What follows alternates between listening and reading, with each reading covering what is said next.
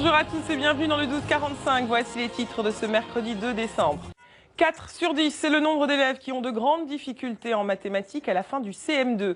Les maths, une matière encore mal enseignée en France selon le Conseil national d'évaluation du système scolaire.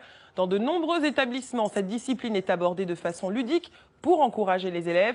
Démonstration à Lens avec des concours de calcul mental. Kelly O'Neill et Muriel Drouillat.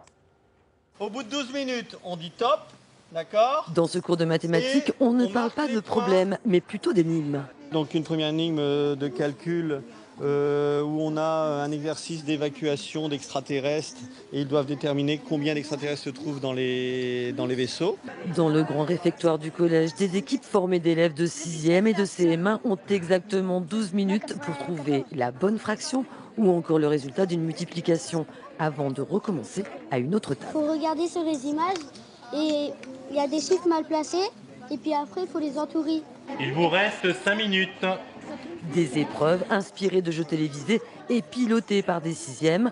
Chaque équipe travaille en totale autonomie. 1, 2, 3, 4, 5, 6, 9. C'est chouette de pouvoir expliquer à des plus jeunes qu'on peut faire des maths en s'amusant. Car il s'agit bien de valoriser les mathématiques et de dédramatiser cette matière, souvent à l'origine de blocages. Donc c'est un moyen vraiment de pouvoir s'amuser tout en développant des connaissances et des compétences. Des connaissances qui ne sont pas toujours acquises. Sur le plan national, en fin de primaire, 20% des élèves ne réussissent pas une soustraction avec retenue. Mais au-delà de l'apprentissage, le projet permet aussi, le jour venu, de passer du primaire au collège sans trop angoisser. Comme ça je m'habitue et puis après j'ai plus peur. Une battle de calcul mental a lieu en juin, une compétition qui met à l'honneur le meilleur de chaque classe et les 3 plus fortes progressions.